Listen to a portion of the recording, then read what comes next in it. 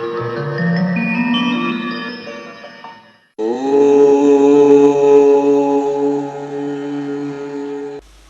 সর্বদাই শাস্ত্র মেনে পুজো বা উপবাস করা উচিত। সঙ্গে ভক্তি তো আছেই। আমরা অনেক পুজো বা উপবাস করে থাকি, কিন্তু সর্বদাই শাস্ত্র মেনে করি না। অনেকেই আমরা প্রতি মাসে 2টো করে একাদশী পালন করি, কিন্তু জানি না সেই একাদশীর নাম, তার মাহাত্ম্য কী এবং কেন করছি। এক একটা একাদশীর এক একটা নাম, প্রতিটারই মাহাত্ম্য আলাদা। সেগুলি জেনে করলে আমাদের পুজো বা উপবাস যথার্থ হয়ে উঠবে। হিন্দু সংস্কৃতি ইউটিউব চ্যানেল হিন্দু ধর্মের নানান পুঁথিপত্র ঘেঁটে সেসব কথাই তুলে আনছে নিজস্ব সংস্কৃতির সঠিক চর্চার বিস্তারের লক্ষ্যে। এই কাজে আমরা আপনাদের পেতে চাই একান্ত আপন করে। সে কারণেই অনুরোধ জানাচ্ছি, হিন্দু ধর্মের এমন একটা কাজে আপনিও সামিল হয়ে আমাদের চ্যানেলটি সাবস্ক্রাইব করুন এবং লাইক ও শেয়ার করে আপনার প্রিয়জনের কাছে হিন্দু ধর্মের গরিমা রক্ষার সঙ্গী হন। আজ বলবো পুত্রদা একাদশীর মাহাত্ম্য আর তার কিছু বিধি।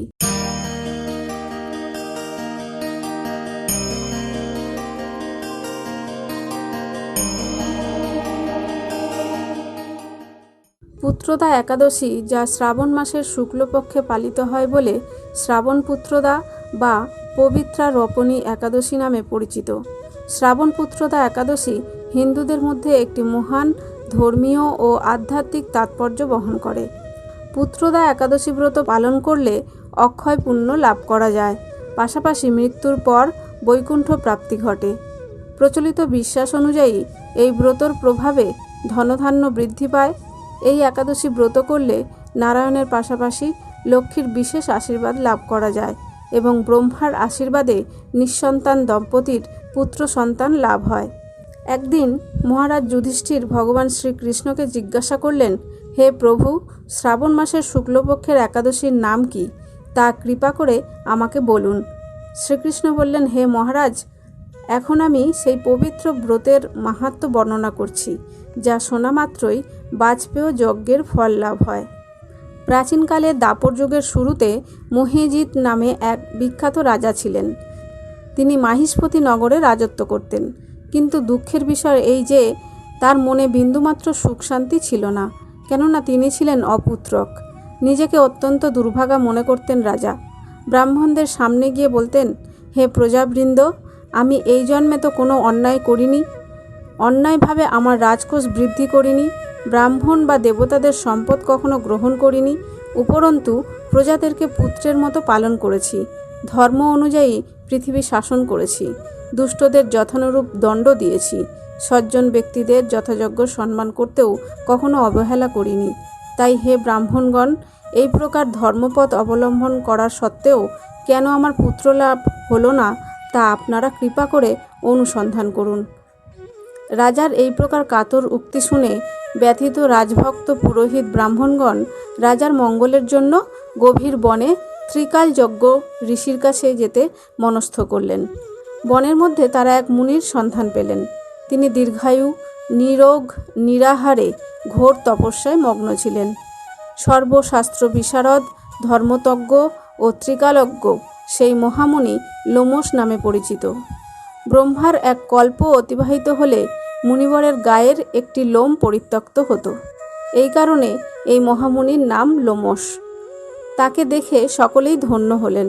তারা পরস্পরকে বলতে লাগলেন যে, আমাদের বহু জন্মের সৌভাগ্যের ফলে আজ আমরা এই মুনিবরের সাক্ষাৎ লাভ করলাম। তারপর ঋষি তাদের সম্বোধন করে বললেন, কি কারণে আপনারা এখানে এসেছেন এবং কেনই বা আমার এত প্রশংসা করছেন, তা স্পষ্ট করে বলুন। আপনাদের যাতে মঙ্গল হয়, আমি নিশ্চয়ই তার চেষ্টা করব। ব্রাহ্মণরা বললেন, হে ঋষিবর, এ পৃথিবীতে আপনার মতো ব্যক্তি আর কোথাও নেই। মহিজিৎ নামে এক রাজা নিঃসন্তান হওয়ায় অতি দুঃখে দিন যাপন করছেন। আমরা তাঁর প্রজা। তিনি আমাদের পুত্রের মতো পালন করেন, কিন্তু তিনি পুত্রহীন বলে আমরাও সবাই মর্মাহত। তার দুঃখ দূর করতে আমরা এই বনে প্রবেশ করেছি। হে ব্রাহ্মণ শ্রেষ্ঠ, রাজা যাতে পুত্রের মুখ দর্শন করতে পারেন, কৃপা করে তার কোনো উপায় আমাদের বলুন। তাদের কথা শুনে মুনিবর ধ্যানমগ্ন হলেন। কিছু সময় পরে রাজার পূর্বজন্ম বৃত্তান্ত বলতে লাগলেন। এই রাজা পূর্বজন্মে এক দরিদ্র বৈশ্য ছিলেন। একবার তিনি একটি অন্যায় কার্য করে ফেলেন। ব্যবসা করবার জন্য তিনি এক গ্রাম থেকে অন্য গ্রামে যাতায়াত করতেন। একসময় জ্যৈষ্ঠ মাসে শুক্লপক্ষের দশমীর দিনে কোথাও যাওয়ার পথে তিনি অত্যন্ত তৃষ্ণার্ত হয়ে পড়েন। গ্রাম প্রান্তে একটি জলাশয় দেখতে পান। সেখানে জলপানের জন্য যান। একটি গাভী ও তার বাছুর সেখানে জলপান করছিল। তাদের তাড়িয়ে দিয়ে তিনি নিজেই জলপান করতে লাগলেন। এই পাপকর্মের ফলে তিনি পুত্র সুখে বঞ্চিত হয়েছেন, কিন্তু পূর্বজন্মের কোনো পুণ্যের ফলে তিনি এই রকম নিষ্কণ্টক রাজ্য লাভ করেছেন। সবাই তখন বললেন, হে মুনিবর, শাস্ত্রে আছে যে পুণ্য দ্বারা পাপ ক্ষয় হয়। তাই আপনি এমন একটি পুণ্য ব্রতের উপদেশ দিন যাতে তার পাপ দূর হয় এবং আপনার অনুগ্রহে তিনি পুত্র সন্তান লাভ করতে পারেন। লোমশ মুনি বললেন, শ্রাবণ মাসের শুক্লপক্ষের পবিত্রা রোপণী একাদশী ব্রত অভীষ্ট ফল প্রদান করে। আপনারা যথাবিধি তা পালন করুন। লোমশ মুনির উপদেশ শুনে আনন্দ চিত্তে গৃহে প্রত্যাবর্তন করে তারা রাজাকে সে সকল কথা জানালেন। তারপর সকলে মিলে মুনির নির্দেশ অনুসারে ব্রত পালন করলেন। তাদের সকলের পুণ্যফল রাজাকে প্রদান করলেন। সেই পুণ্যের প্রভাবে রাজমহিষী গর্ভবতী হলেন। উপযুক্ত সময়ে বলিষ্ঠ সর্বাঙ্গ সুন্দর এক পুত্র সন্তানের জন্মদান করলেন। ভবিষ্যোত্তর পুরাণে এই মাহাত্ম্য বর্ণিত হয়েছে। এই ব্রত মাহাত্ম্য যিনি পাঠ বা শ্রবণ করবেন তিনি সমস্ত পাপ থেকে মুক্ত হবেন এবং পুত্র সুখ ভোগ করে অবশেষে দিব্যধাম প্রাপ্ত হবেন। এবার জেনে নিন শ্রাবণ পুত্রদা একাদশীর দিন কি কি বিষয়ে খেয়াল রাখবেন। একাদশীতে চুল নখ কাটা উচিত নয়। কথিত আছে এতে গ্রহ দোষ হয়। শাস্ত্রে একাদশীতে ভাত রান্না ও খাওয়াকে পাপ মনে করা হয়েছে। একাদশীতে ধান ও বার্লি খাওয়াকে জীব ভক্ষণ করার মতো মনে করা হয়। মাংস, মদ ও প্রতিহিংসামূলক খাবার এই দিন খেলে লক্ষ্মী ক্রুদ্ধ হন এবং সাধক দারিদ্র্যের পথে যায়। এই দিনে তুলসী তুলবেন না, কারণ এই দিনে ফুল ও পাতা তোলা নিষিদ্ধ। বিয়ের বহু বছর পরেও যদি সন্তান প্রাপ্তিতে বাধা আসে তবে একাদশীর দিন বিশেষ করে গরু বাছুরের সেবা করুন। বছরের প্রথম একাদশী থেকে আগামী একাদশীতে প্রতিদিন এই প্রতিকার করুন। বিশ্বাস করা হয় যে ভগবান শ্রীকৃষ্ণের কৃপায় নিঃসন্তান দম্পতির মনোবাঞ্ছা পূরণ হয়। পিতৃদোষের কারণে অনেক সময় সন্তান সুখ পায় না অনেকে। একাদশীর দিন অশ্বত্থ গাছের পূজা করুন এবং ব্রাহ্মণদের অন্ন প্রদান করুন, তাদেরকে দান করুন। এটা বিশ্বাস করা হয় যে পূর্বপুরুষরা এতে প্রসন্ন হন এবং শীঘ্রই সন্তান লাভের ইচ্ছা পূরণ হয়। একাদশীতে ভুলেও খাবেন না এই কটি জিনিস। ধান জাতীয় সকল প্রকার খাদ্য যেমন চাল, মুড়ি, চিড়া, সুজি, পায়েস, খিচুড়ি, চালের পিঠা, খই ইত্যাদি একাদশীতে বর্জন করুন। গম জাতীয় সকল প্রকার খাদ্য যেমন আটা, ময়দা, সুজি, বেকারির রুটি, সব রকম বিস্কুট, হরলিক্স ইত্যাদি। জব বা ভুট্টা জাতীয় সকল প্রকার খাদ্য যেমন ছাতু, খই, রুটি ইত্যাদি।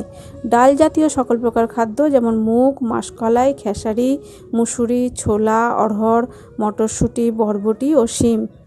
সর্ষের তেল, সয়াবিন তেল, তিল তেল ইত্যাদি উপরোক্ত পঞ্চ রবিশস্য যে কোনো একাদশীতে একটিও গ্রহণ করলে ব্রত নষ্ট হয়। যারা সাত্ত্বিক আহারী নন এবং চা, বিড়ি, সিগারেট, পান, কফি ইত্যাদি নেশা জাতীয় গ্রহণ করেন, একাদশী ব্রত পালনের সময় এগুলি গ্রহণ না করাই ভালো। আজ তবে এই পর্যন্ত। আমাদের অনুরোধ, ভিডিও ভালো লাগলে চ্যানেলটিকে সাবস্ক্রাইব করে অল নোটিফিকেশন অপশানে ক্লিক করে রাখুন। সকলে ভালো থাকুন। ঈশ্বর আপনার মঙ্গল করুন।